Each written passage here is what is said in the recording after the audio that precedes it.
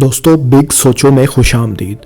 عظیم Mongol umpire کی بنیاد great چنگیز خان نے 1206 میں منگولیا کے سرسبز و شاداب وسیع و عریض گھاس کے میدانوں میں رکھی۔ یہ سلطنت ایک صدی سے بھی کم عرصے میں دیکھتے ہی دیکھتے اتنی پھیل چکی تھی کہ انسانی تاریخ کی سب سے بڑی سلطنت یا امپائر یہ بن چکی تھی۔ منگول جنگجو اس قدر ظالم اور سفاک تھے کہ جس شہر، علاقے یا سلطنت پر بھی حملہ آور ہوتے وہاں تباہی کے سوا کچھ نہیں بچتا تھا۔ لاشوں کے انبار لگا دینا ان کے لیے عام سی بات تھی، اور تو اور دودھ پیتے بچوں کو بھی نہیں چھوڑتے تھے۔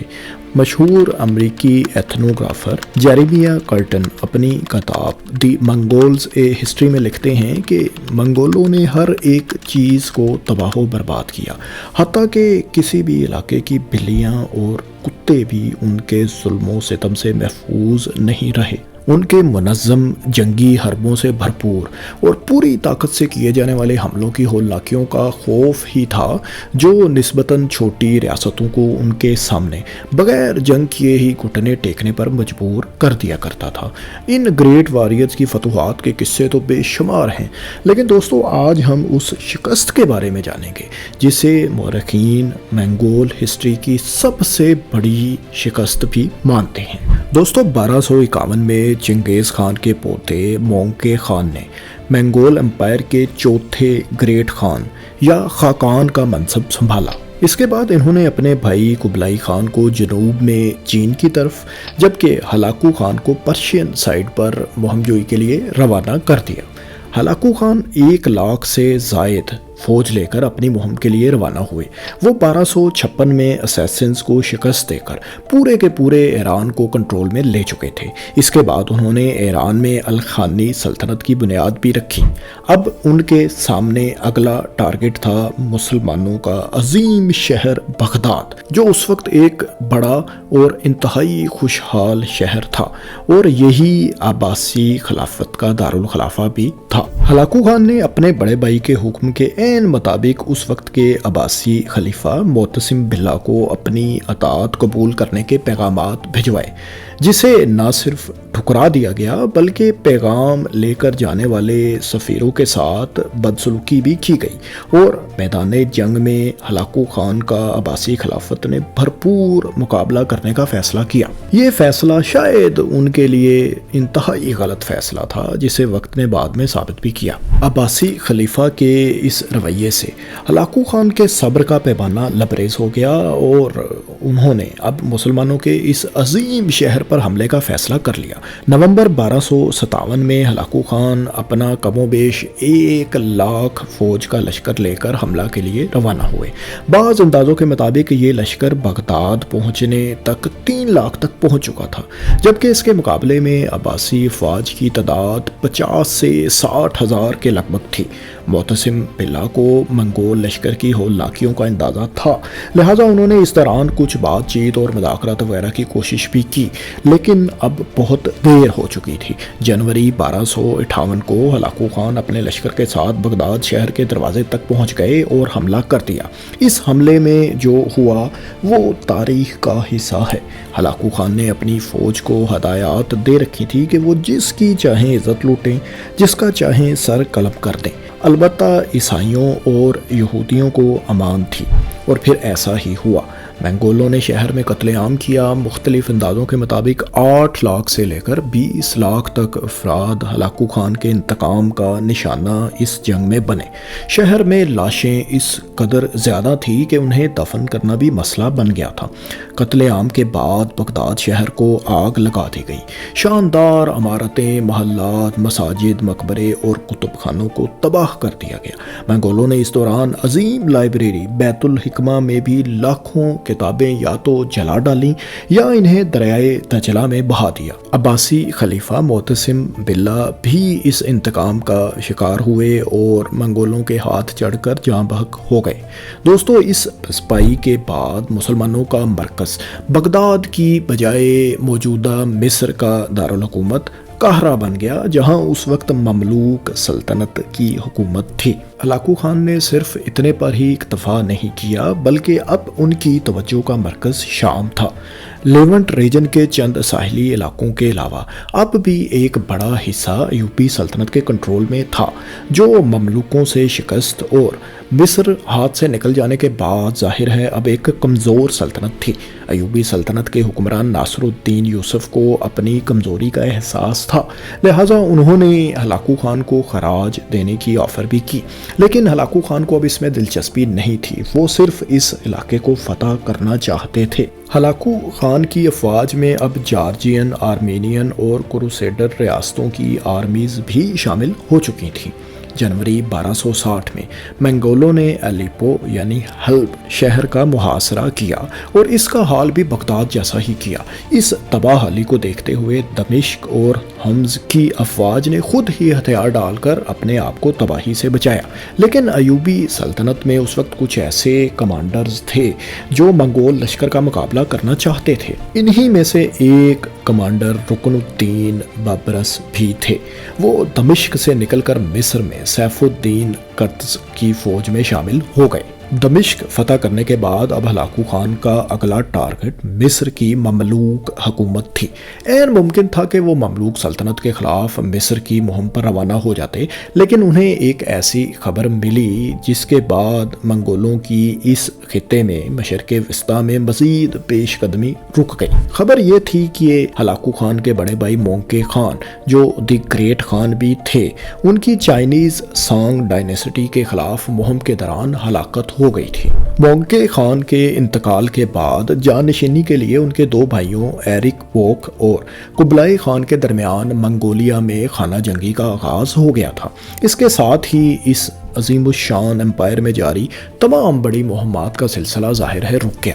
مونکے خان کی اچانک موت اور جانشینی کی لڑائی نے ظاہر ہے ہلاکو خان کو پریشان کر دیا۔ ایسے میں انہوں نے کچھ عرصے کے لیے مصر پر حملے کا پلان مؤخر کر دیا۔ وہ 20,000 کی فوج اپنے کمانڈر کتبوکو کی قیادت میں چھوڑ کر بقیہ افواج کے ساتھ آذربائیجان چلے آئے۔ وہ اس جنگ میں اپنے بھائی ایرک بوک کے مقابلے میں دوسرے بھائی قبلائے خان کی حمایت کر رہے تھے۔ یہاں آنے کا مقصد گولڈن ہارڈ کے منگول لیڈر برقے خان پر نظر رکھنا تھا جو جانشینی کی لڑائی میں ایرک بوک کی حمایت کر رہے تھے۔ اس دوران ہلاکو خان آذربائیجان میں ہی مقیم رہے تاکہ قبلائے خان کے خلاف برقے خان کی کسی ممکنہ مہم جوئی کا راستہ روکا جا سکے۔ آذربائیجان میں قیام کے دوران ہلاکو خان نے مصر کو اپنی ماتحت ریاست بنانے اور اطاعت قبول کرنے کے لیے 1260 میں اپنے سفیروں کو قاہرہ بھیجا، لیکن مملوک شہنشاہ سلطان سیف الدین قطز نے سفیروں کے سر قلم کروا دیے۔ سیف الدین جانتے تھے کہ ہلاکو خان اس وقت شام میں موجود نہیں، لہٰذا اس موقع سے بھرپور فائدہ اٹھانا چاہیے۔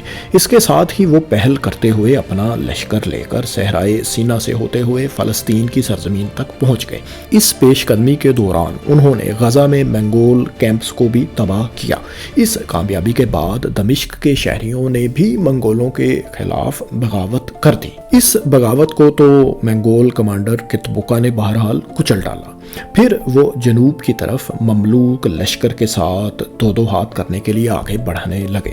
منگول کمانڈر کو اطلاعات ملی تھیں کہ مملوک افواج کی تعداد منگولوں کی تعداد کے مقابلے میں کم از کم 2 گنا ہے، لیکن انہوں نے پھر بھی پیش قدمی جاری رکھی۔ منگول آرمی دریائے اردن عبور کر کے فلسطینی علاقے عین جالوت کی وادی میں پہنچ گئی۔ دوستو، اس موقع پر ساحلی کرسچن ریاستوں نے بھی منگولوں کے خلاف مسلم افواج کا ساتھ دیا تھا اور انہیں عین جالوت کے مقام تک پہنچنے کے لیے محفوظ راستہ بھی فراہم کیا تھا۔ میدان جنگ میں مملوک بلا شبہ تعداد میں زیادہ تھے، لیکن ان کی فوج منگولوں کے مقابلے میں زیادہ ڈسپلن بھی نہیں تھی اور ٹرینڈ بھی نہیں تھی۔ انہیں بہرحال ایک ایڈوانٹیج حاصل تھا، وہ کمانڈر بابرس کی صورت میں تھا جو عین جالوت کے علاقے سے بہت اچھی طرح واقف ہونے کے علاوہ جنگی چالوں کے بھی انتہائی بڑے ماہر مانے جاتے تھے۔ सितंबर 1260 में इस लड़ाई का आगाज़ हुआ तो बबरस ने अपनी कुछ आर्मी को पहाड़ियों में छुपा दिया और ख़ुद कमांडर बबरस मंगोल लश्कर पर हमलावर हो गए। पहले तो उन्होंने मैदान जंग में दुश्मन को खूब भगा भगा कर थकाया, फिर रिट्रीट करते यानी मैदान जंग से भागने की चाल चली। ये दरअसल वही चाल है जो मंगोल अफवाज खुद भी चला करती थी, लेकिन आज वो खुद अपनी ही चाल में फंसने वाले थे। रिट्रीट करते हुए जब मंगोल अफवाज ने बबरस कमांडर की अफवाज का पीछा किया तो पहाड़ियों में छुपे ममलूक लश्कर ने भी हमला कर दिया। रिट्रीट करते हुए जब ये ममलूक फ़ौज वापस अपने बकिया लश्कर के करीब पहुंची तो सुल्तान सैफुद्दीन कतस ने अपनी बकिया फ़ौज को भी दुश्मन पर हमला करने का हुक्म दे दिया। इस घुमसान की लड़ाई में मंगोल अफवाज ने मुकाबला तो खूब किया, लेकिन उनके कमांडर कितबुका की हलाकत हो गई। इससे मंगोल अफवाज के हौसले जाहिर है पस्त हो गए और वो वापस भागने पर मजबूर हो गए। इस लड़ाई में तकरीबन 5 से 10 हज़ार के दरमियान मंगोल जान से गए और ये नाकाबिले शिकस्त रहने वाले मंगोलों की तारीखी शिकस्त साबित हुई। इसके बाद शाम का इलाका अलीपो भी मंगोलों के हाथ से निकल गया। हलाकू खान तक इस शिकस्त की खबर जब पहुंची तो ये उनके लिए इंतहाई अफसोसनाक थी, लेकिन वो आज़रबाईजान किसी सूरत नहीं छोड़ सकते थे क्योंकि जानशीनी के लिए होने वाली खाना जंगी तो अभी जारी थी। मंगोल फौज का एक लश्कर तकरीबन 6000 की तादाद में अलीपो पर हमले के लिए एक दफ़ा आया, जिसने इस शहर में कत्लेआम भी खूब किया। लेकिन ये लश्कर जब हमज़ पहुंचा तो मुसलमानों के महज 2000 के लश्कर ने इन्हें शिकस्त दे डाली। इस शिकस्त के साथ ही हलाकू खान और मंगोल अफवाज की मशरक़ वस्ता के खित्ते में मज़ीद पेशकदमी रुक गई। दरियाए दजला ममलूक और मंगोल सल्तनत के दरमियान कुदरती तौर पर एक सरहद बन गया। इस अजीम फतेह के बाद ममलूकों का असर और रसूख इस खित्ते में बढ़ चुका था, जो अगले 250 बरसों तक कायम रहा और बिलाखिर 1517 में एक दूसरे मुसलमान उस्मानी एम्पायर के हाथों ममलूक सल्तनत का खात्मा हुआ। दोस्तों, ऐन जालूत की शिकस्त के साथ ही मंगोल एम्पायर के जवाल का आगाज़ भी हो गया था और इसे कई दूसरे महाजों पर भी इसके बाद मुंह की खाना पड़ी।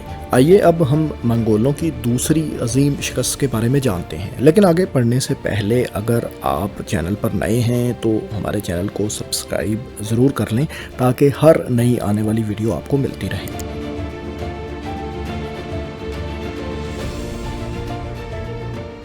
हमें आसमानों से पूरी दुनिया पर हुक्मरानी का हुक्म मिला है। कोरियंस हमारी अताअत कबूल कर चुके, लेकिन आपकी तरफ से हमारे दरबार में कोई नुमाइंदा नहीं भेजा गया और ना ही आपने हमारे साथ दोस्ताना ताल्लुकात की ख्वाहिश का इजहार किया है। यकीनन आप हमसे बेहतर ताल्लुकात ही चाहते होंगे और ऐसा आपकी लाइल्मी की वजह से हुआ होगा। हम पूरी दुनिया को एक ख़ानदान समझते हैं।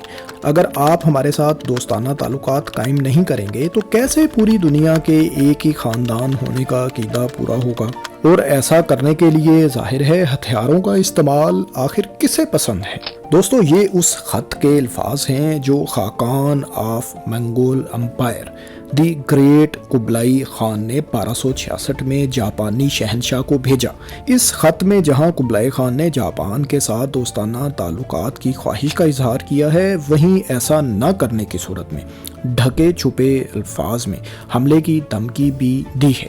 ये कोई नई बात नहीं थी, बल्कि किसी भी मुल्क या सल्तनत पर हमला करने से पहले मंगोलों का यही तर्ज अमल हुआ करता था, यानी पहले अतात या दोस्ताना ताल्लुकात कबूल करने का पैगाम और ऐसा ना करने की सूरत में हमला।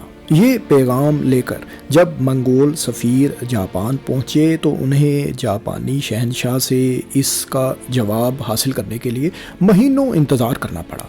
इस लंबे इंतज़ार के बाद भी उन्हें बगैर कोई जवाब दिए वापस भिजवा दिया गया। 1269 में कुबलाई खान ने एक बार फिर जापान को अतात कबूल करने और मंगोल एम्पायर को खराज अदा करने का कहा, लेकिन इस बार भी मंगोल सफ़ीरों को बगैर कोई जवाब दिए ही जापान से लौटना पड़ा। इसके बाद आने वाले बरसों में भी ये सिलसिला कुछ देर तक चलता रहा, लेकिन मंगोल सफ़ीर जापानियों की तरफ से कोई रिस्पांस लेने में नाकाम रहे। دوستو یہ تو معلوم نہیں کہ جاپانیوں کو واقعی منگول حملہ آوروں کی ہولناکیوں کا علم تھا یا نہیں، یا پھر وہ سفارت کاری کے آداب سے ہی اس وقت ناواقف تھے، یا پھر انہیں اپنے دفاع پر اس قدر گھمنڈ اور اعتماد تھا۔ لیکن جو کچھ بھی تھا، منگولوں کے ساتھ ایسا کرنا ظاہر ہے تباہی کو دعوت دینے کے مترادف تو ضرور تھا، اور پھر ایسا ہوا بھی۔ قبلائی خان کو جب جاپان کی طرف سے اپنے سفیروں کے ساتھ مسلسل ایسے رویے اور بغیر کسی جواب کے واپس بھجوانے کی خبر ملی تو انہوں نے جاپان پر حملہ کرنے کا فیصلہ کر لیا۔ منگولوں کے جاپان پر حملے کی جہاں یہ ایک وجہ تھی، وہاں چند اور وجوہات بھی تھیں۔ ان میں سب سے پہلی وجہ تو یہ تھی کہ جاپان کے جنوبی چین کی سانگ ڈائناسٹی کے ساتھ اچھے تعلقات تھے اور ان کے ساتھ یہ لوگ تجارت بھی کیا کرتے تھے، جبکہ منگول سانگ ڈائناسٹی کو اپنے کنٹرول میں لینے کے لیے دہائیوں سے مہم جوئی کر رہے تھے۔ اس کے علاوہ جاپانی بحری قزاقوں کی طرف سے منگولوں کی ماتحت ریاست کوریا کے بحری جہازوں پر حملوں کی اطلاعات بھی تھیں۔ بعض لیجنڈز کے مطابق قبلائی خان نے جاپان میں سونے کے بڑے بڑے ذخائر کے بارے میں سن رکھا تھا، جنہیں وہ ظاہر ہے حاصل کرنا چاہتے تھے۔ بہرحال یہ وہ تمام فیکٹرز تھے جو قبلائی خان کو جاپان پر حملہ کے لیے جواز فراہم کر رہے تھے۔ گریٹ خان نے 1274 میں جاپان پر حملے کی تیاری کا فیصلہ کر لیا اور اس کے لیے زور و شور سے تیاریاں بھی شروع ہو گئیں۔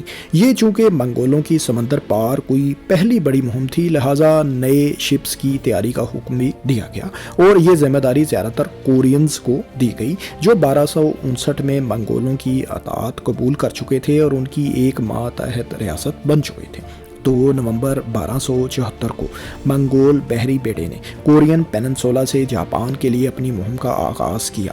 منگول بحری بیڑے میں 800 سے 900 کے قریب شپس کے علاوہ اس منگول بحری بیڑے میں 800 سے 900 کے لگ بھگ شپس اور 30 سے 40 ہزار کے قریب جنگجو شامل تھے، جن میں منگولوں کے علاوہ کورینز اور چائنیز نسل کے لوگ بھی شامل تھے، جبکہ اس کے مقابلے میں جاپانی دفاعی جنگجوؤں کی تعداد 6000 سے زیادہ نہ تھی۔ منگول واریئرز کا پہلا ہدف کوریا اور جاپان کے درمیان آئی لینڈ توشیما تھا۔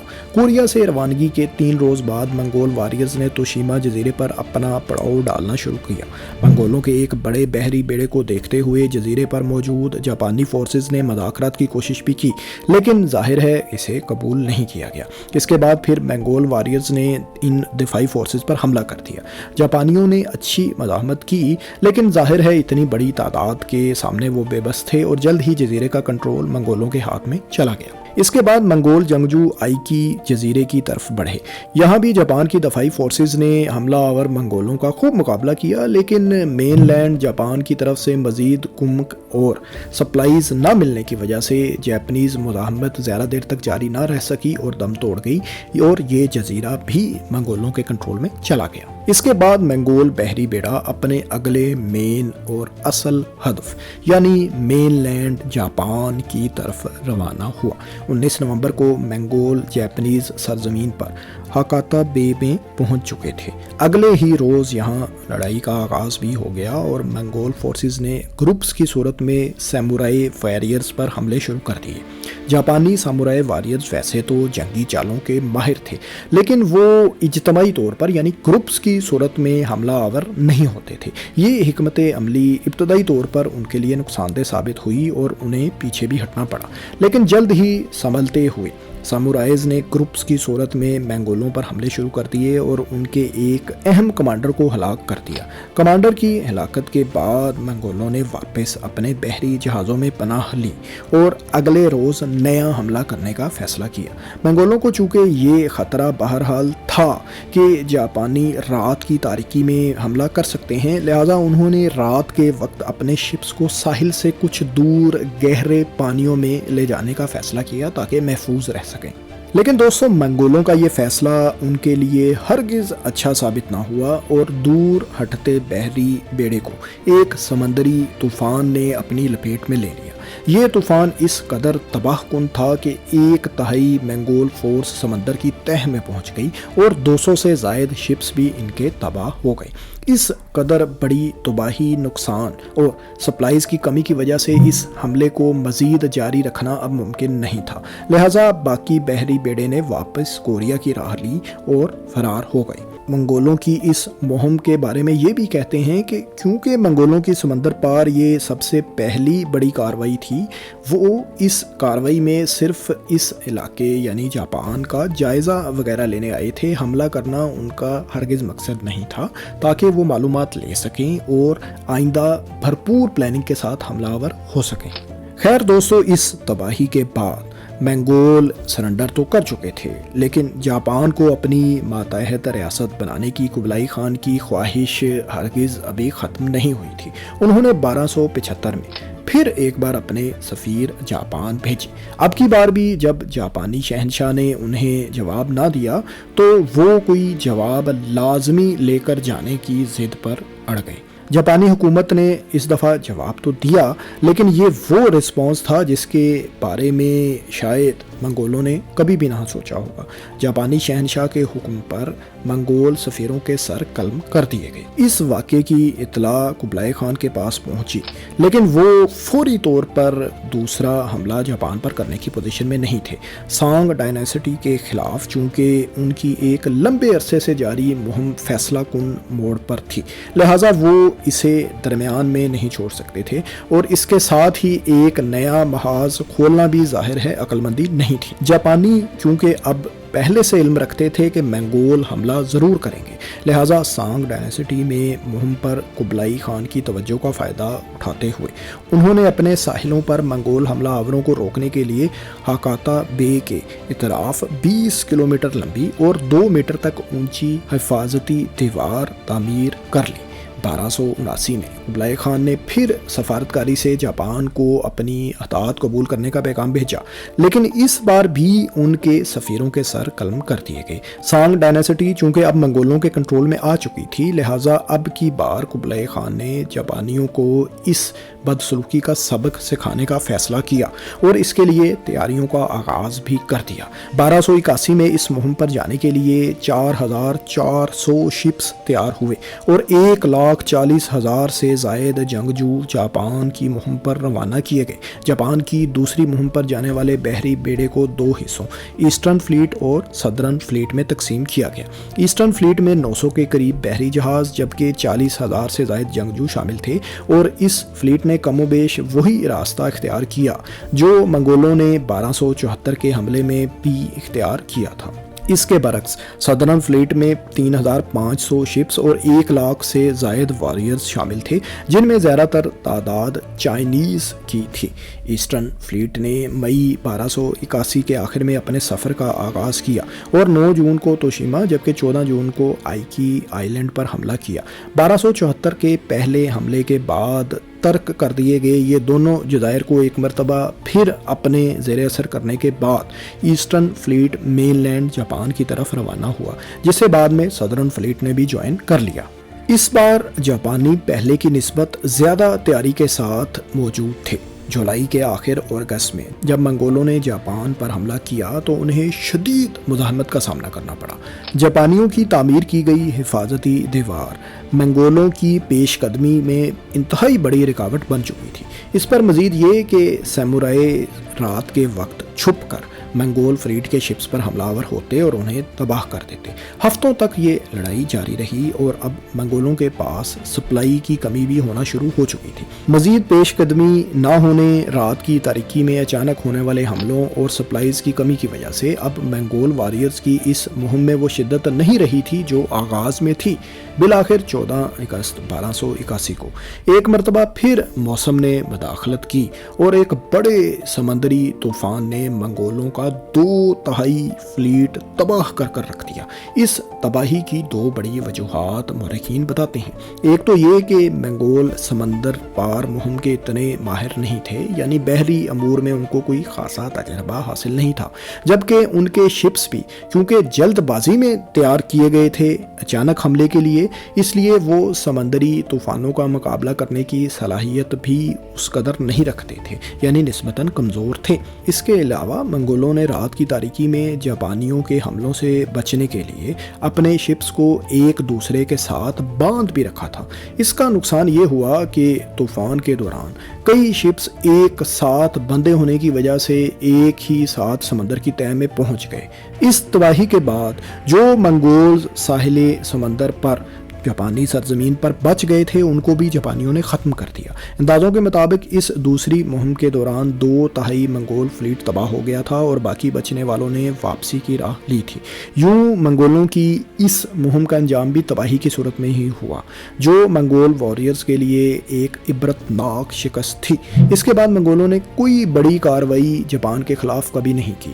یہ وہ زمانہ تھا جب منگول امپائر ویسے بھی کمزور ہونا شروع ہو چکا تھا اور اسی ٹائم پیریڈ میں انہیں کچھ مزید شکستوں کا سامنا بھی کرنا پڑا، جس کے بارے میں ہم آپ کو پہلے بھی بتا چکے، اور اسی ٹائم پیریڈ کے دوران منگولوں کو کچھ اور شکستیں بھی ہو چکی تھیں جن کے بارے میں ہم پھر کبھی بات کریں گے۔ دوستوں، منگولوں کی طرف سے جاپان پر کیے گئے ان دونوں حملوں کے بارے میں جاپانی کلچر میں ایک بات بہت مشہور ہے کہ یہ دونوں طوفان آسمانوں سے جاپانی سرزمین کی حفاظت کے لیے بھیجے گئے تھے، جس کے لیے ان کے مذہبی پیشواؤں نے خاص طور پر دعاؤں کا اہتمام کیا تھا۔ اس آسمانی مدد کو کامی کازے کا نام دیا گیا، اور یہ ٹرم تقریباً 7 صدیوں بعد پھر جنگ عظیم دوم کے دوران منظر عام پر آئی، جب جاپانی پائلٹس جاپان کو انویژن سے بچانے کے لیے اتحادی افواج کے بحری بیڑوں سے اپنے ہوائی جہازوں کو جان بوجھ کر ٹکرا دیتے تھے۔ ان پائلٹس اور جہازوں کو کامی کازے کا نام ہی دیا گیا تھا۔ دوستوں، منگولوں کی مختلف محاذوں پر شکستوں سے متعلق آپ کو یہ ویڈیو کیسی لگی؟ کمنٹس میں اپنی رائے سے ضرور آگاہ کریں، اور اگر آپ کو یہ ویڈیو معلوماتی لگی تو اس کو دوسروں کے ساتھ شیئر ضرور کریں، اور اس طرح کی تحقیقاتی معلوماتی ویڈیوز مستقبل میں دیکھنے کے لیے ہمارے چینل کو سبسکرائب بھی کر لیں۔ شکریہ۔